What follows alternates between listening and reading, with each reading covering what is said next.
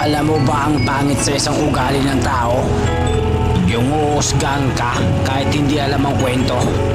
Yung mamalitin ka na kahit alam mo sa sarili mo na ganun din sila. Naku, matahin ka. Nakala mo ang taas na. Payo ko lang sa'yo, kaibigan. Huwag mo nang ugaliin ang ugali nila. Dahil hindi sa taas ng edukasyon nasusukat ang pagkatao. Mababa man ang pinag-aralan mo kung marunong kang rumespeto dahil mo pa ang edukado. Huwag kang matakot ipaunawa dahil ang pagiging mabuting tao mo may hangganan. At iparamdam mo sa kanila na marunong ka rin tumabla ng mga plastic at toxic na tao.